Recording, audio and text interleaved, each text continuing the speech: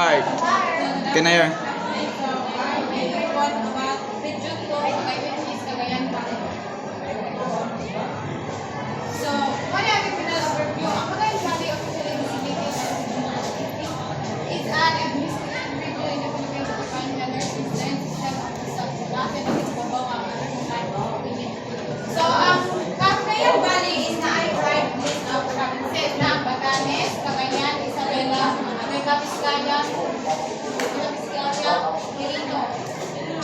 The regional center is the city of Mindanao. So, ano ang main pinapresahan sa Lupang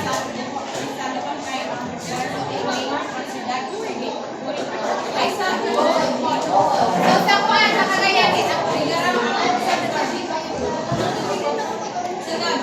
its population as determined by the Kalapag-2020 census na ay around 3,685,744 na population na sa Cagayan Valley. This represented 5.93% of overall population of the Luzon Island group or 3.38% of the entire population of the Philippines. So the population is estimated at 124 inhabitants per square kilometer or 320 inhabitants per square mile.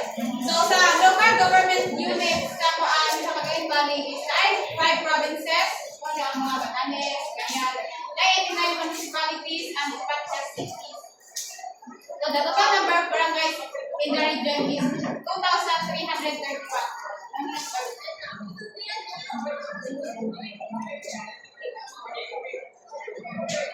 Next is our climate. So ang climate sa Cagayan Valley has a tropical climate characterized by a dry season began sa November to April and a wet season from Juan began sa May to October. The region often experiences the darkest monsoon or monsoon which brings colder temperature and also west monsoon which is ang Bulacan which brings heavy rains. Because of its location, Cagayan Valley is also frequently hit by typhoons. So Cagayan ating kapart is ang kanunay maigod silbi ang matupit ang Batanes kaya sigaran niya bay dito sa Batanes is made of stone of stone. Para di ka doon sila matandog ka ng kasi especially anong dapat sa Isla Cagayan and Isabela. So sa coastal features, ang coastal provinces of Cagayan, Isabela, Batanes, face the Philippine Sea and the Pacific Ocean. So gatubang siyang mura ka sa panganak. So nag-giving them along stretches of sandy beaches, fishing grounds and areas with strong waves suitable for surfing. So Cagayan province has the wide mouth of the Cagayan River. Cagayan River is the longest river in the Philippines, which drains into the Babuyan Channel. Isabela has extensive coastlines with mangroves and fishery areas. Ang Batanes has short coastlines, cliffs, and rolling hills making the sea shaped by strong waves and waves. In contrast, the inland provinces ang Luzon, Vizcaya, o Quirino are damdam with modern villages, sila mag-Rio, ang Cordillera protect the valley and contribute to its fertile soils that leave that area prone to flooding during the rain.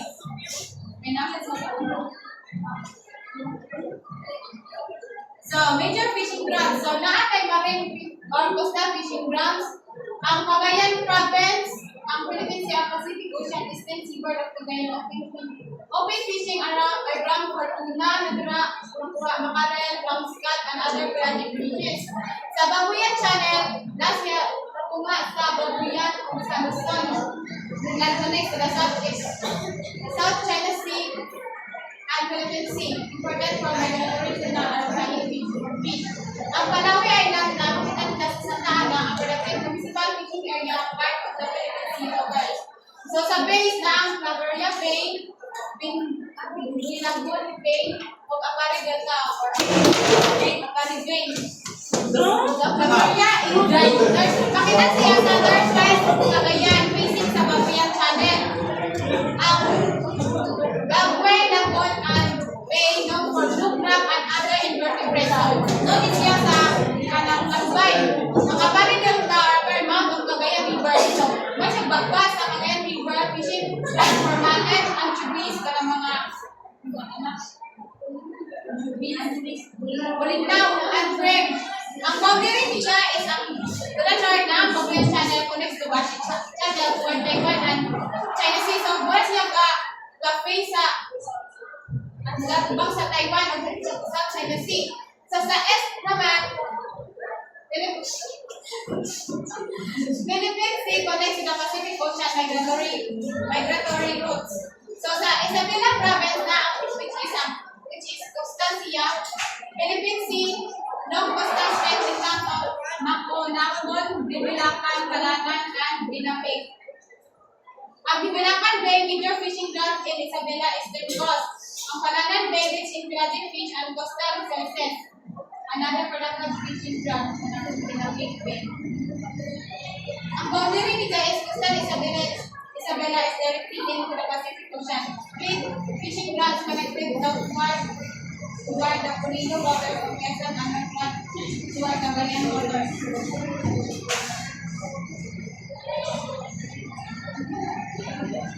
Cagayan River, longest river in the Philippines, Trinity, Taulari Delta, or Wabuyan Channel.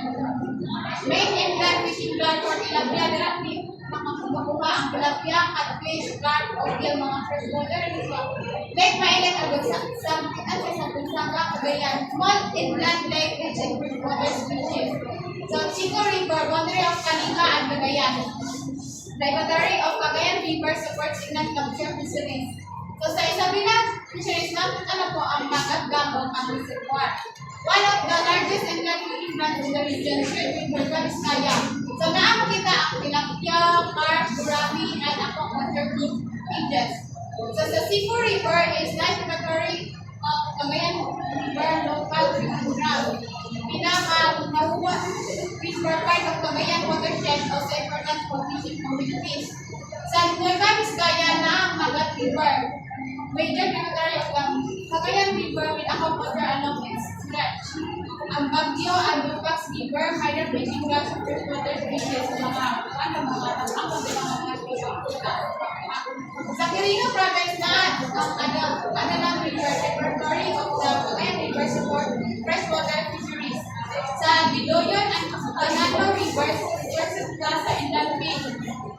Sa connection and boundaries is ang Cagayan River, Princess, and Nueva Vizcaya, Quirino, and Isabela, and Nice, Pinaguna, Cagayan Channel. Connecting inland fisheries to marine sources. So, sa Cagayan Channel, connect ang Philippine Sea, ang South China Sea, serving as migration corridor of tuna and other pelagic fishes. Ang Magat Dam, ang river system, one ang part of the inland waters feeding into the Cagayan River, creating one continuous freshwater fishing ground. Ang coastal Isabela and Cagayan share the boundaries with the Pacific Ocean fishing ground, linking them to the larger migratory fish routes to the West Pacific. So, mo ang target species na fisheries production. Sabi mo ang status ng fisheries production sa Cagayan Valley ikat sa 2023 to 2024. So, ang dito pwede ko makita sa base 8. Para sabi, kanang robot ang ito nakatang ang base 8 sa production sa Cagayan. So, sa production sa Cagayan Valley in the year 2023 na ay 4,200 metric tons sa municipal na siya. Kada year 2024 is decrease siya of 43,681 metric tons sa municipal. Kung sa commercial na po na decrease siya po na siya of kung sa year 2023 ako ang basihan ay 9,017 metric tons.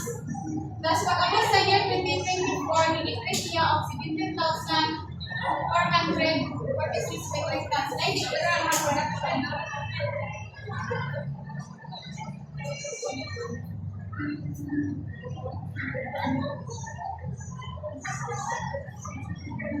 Sa aquaculture, pag year 2023 natin, 15,964 metric tons. Pagkabot sa year 2024, decrease niya hindi ako pa lang o 14,857 metric tons ang tapos production sa Cagayan Valley. So, ang fishing method used sa Cagayan Valley is na fish trap of online fishing budget this gets preset during dry and wet season. So, ang nakwis is kanyang ano sa fishing method used sa Cagayan at Dinopos Region.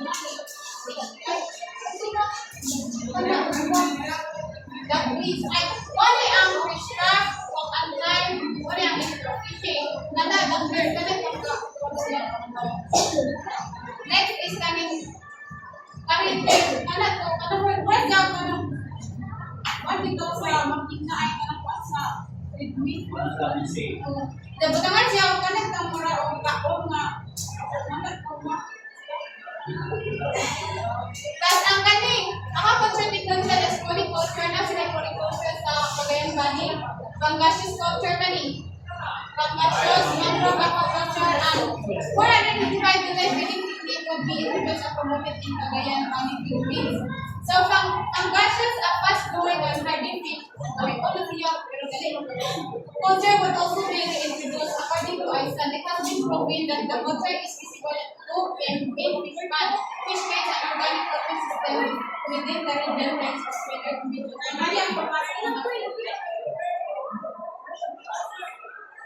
Kasi ako, walay lang pinaka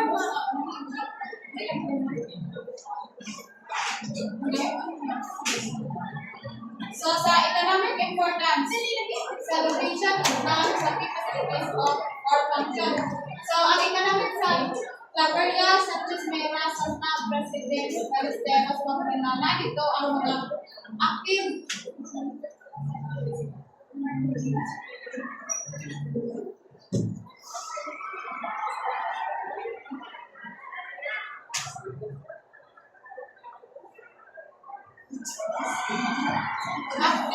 fish processing, fish processing and market facilities. Sa Gonzaga, Santa Ana, Lalo, Lataran, Obrisana, and CFLS.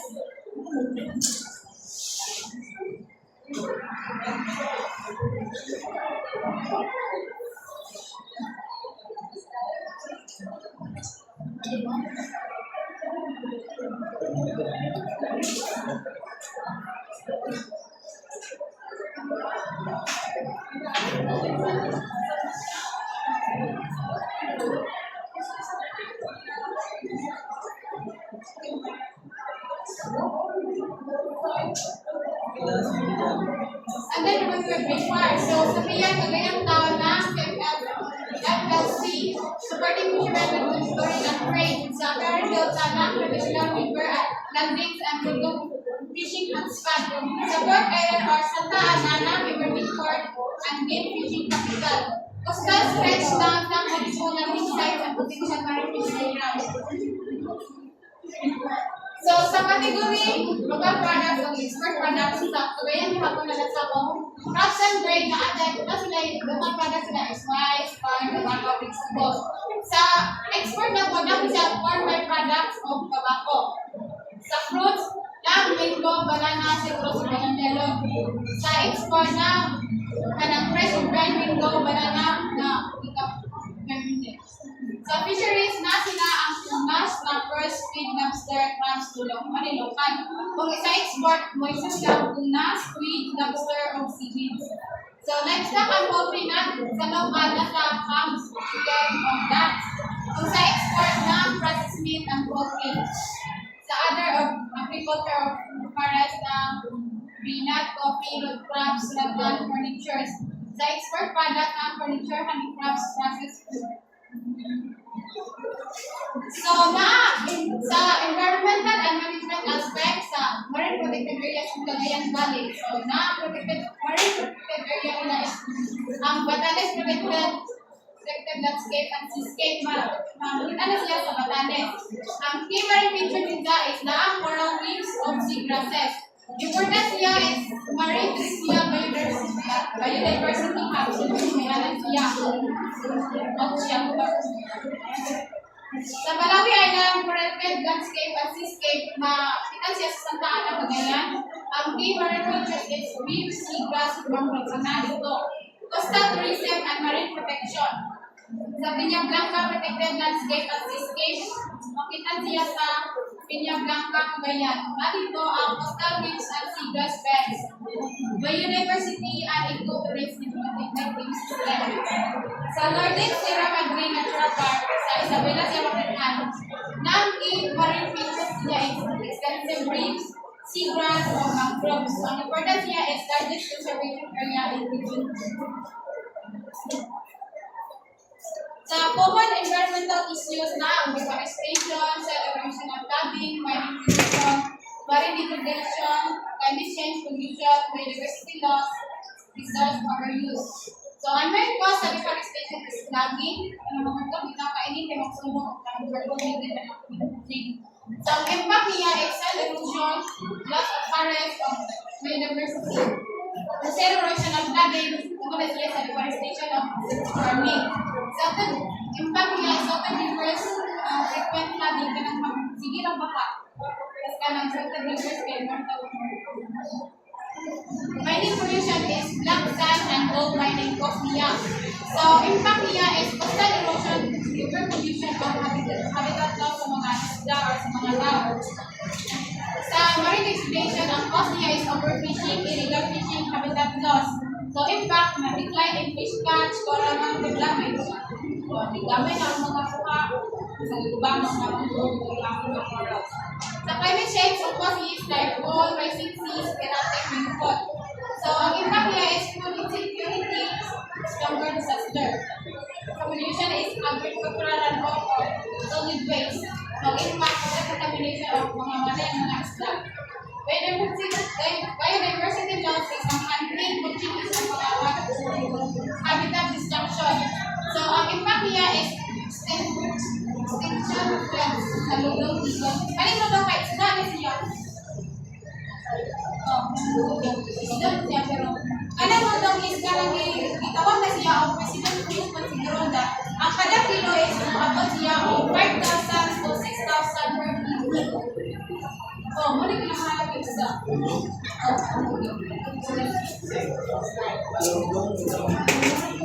Mali siya.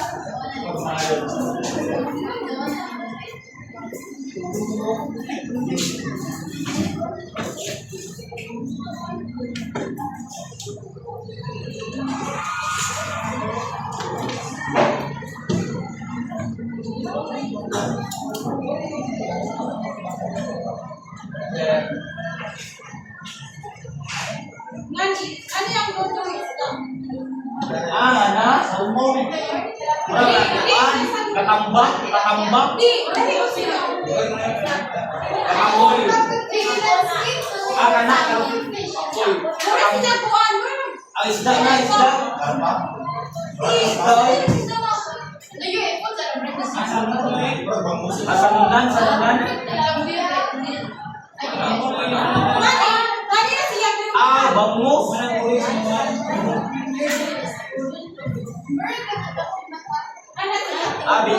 Bigay tuna.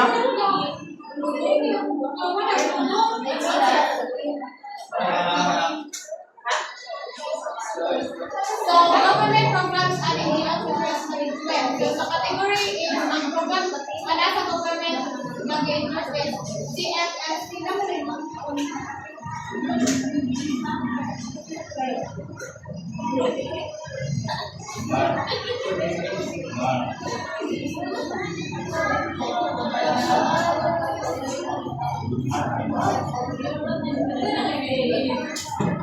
The name is Arlen. It's roar. The book roar. It's roar.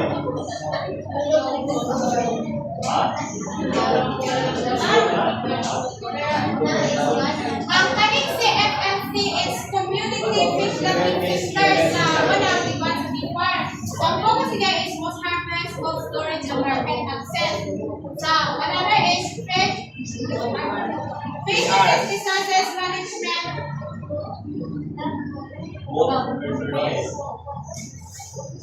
Fisheries resources.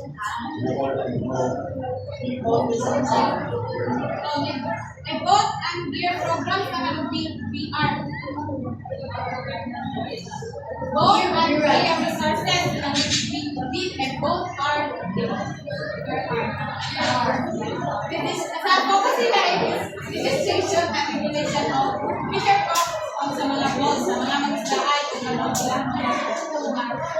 Ayan. So, government is ang basin. Ang basin is, mamili ka na balik-sigla sa ilog at sa lawa. Ang focus nila is na stop packing native fish in the first place. Kanang government plano ng MMK is malinis ang masagalang karagatan. So, ang focus natin is malinis ang masagalang karagatan. Sunod, ang focus is incentives for LGUs practicing sustainable fisheries. So, sa government gihapon ng FRMC is a fisheries resource management project. So, ano natin ang potential ng executive, alin kita nila sa una para mauna mga ng species at malugar o anak na dyan. Sa NGO o CSO na ang haribon.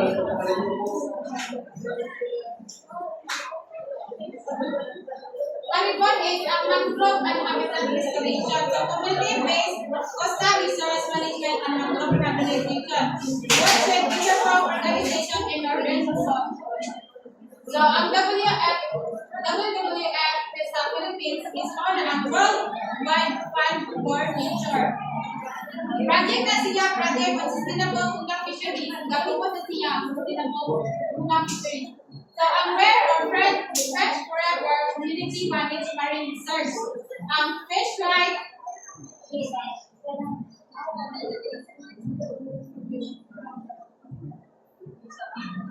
one ang sustainable fisheries government sa local organization is ang fisher cooperatives mo na focus niya is marine farming, blockchain farming. Challenges and opportunities. So, sa fisheries, kung ang specific issue nila is overfishing, illegal fishing, habitat destruction. So, ang impact is declining fish stock. Kung may makakuha pa mga isda, reduce of income. Like climate change, typhoon damage, loss of both gas and stable cash. Sa cost harvest, loss of time, wasted cash, low profit. Pwede nang kita. Sa aquaculture is high feed and input cost. So, ang iba ka na, no profitability. Water pollution and saturation, pork blood, or fish meals. Sa disease is na ang sigaran is virus of disease. So, high mortality sa daghan ng mga materials na nagdala ng sakit.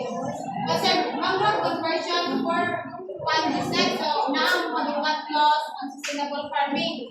Sa limited access to protect and prevent no lang stagnant productivity, market and infrastructure gaps ng farmers dependent on middlemen. Sa aquaculture na ang high feed cost, water pollution, fish disease, mangrove loss, lack of technology over weak market system. Sa municipal is now overfishing, illegal fishing, local toxicity, typhoon risk, coast harvest losses, support poverty. So sa commercial na po ang mga challenges is desertification, high fuel operating cost, illegal fishing, market competition of climate change, and weak enforcement. So malnutrition sa eventually, ang ganito is sa mga nila di tubig, tilapia, carp, ulang, fish, culture. So, ang purpose na is fishing tours, isdahan. Sa mga dam is large-scale tilapia or carp cages. Ito, tourism, boating, agri-fishery, or tourism. Kastan lang sa gogi, Apari, Balisteros, Pagsagal, Santa Ana, Cabrera, dito ang shrimp, macros, crab, western hands. So, ang purpose is report festival, crab farm tours. Sa Palawi Island, ang kita sa Santa Ana, landscaping, mariculture. So, ang purpose is culture, surfing, producing ng market farm reset. So, sa Batanes Island is hindi ko compare ang gano'n sa singing, wala lang ibang culture. So, purpose ay cultural seafood tourism. Sa area, like fishing, processing, technology, and emerging plants. Sa innovation, eco-friendly gears, fiberglass boats, sa fishing yacht, opportunities, MPH, artificial reefs, GPS, solar. Ice plants, coastal rice, smoke, dried fish, gato, namus, water processing, sa vacuum packing, last volume, machines, smoking kilns, stability. Cyber different is limited flexibility, solar powered ice speakers, which has holistic integration. So, sa summary nga, important sa Cagayan Valley Fisheries to food security and livelihood. So, food security, para ka na lang dapat ang kuhan sa Cagayan Valley, ang panawag protein, na sila ay resilience, and sustainability. Ang livelihood is kalmang maganda. Siya po ang economy is great and expands. Fisheries alam po na sa Cagayan Valley. Mga activities nila.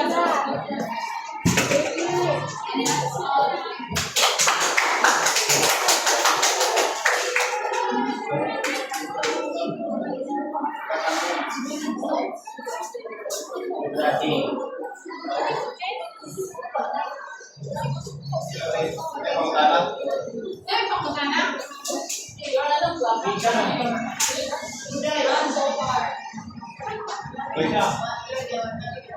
Sinabaw mo ka na. Di ba nakapagod?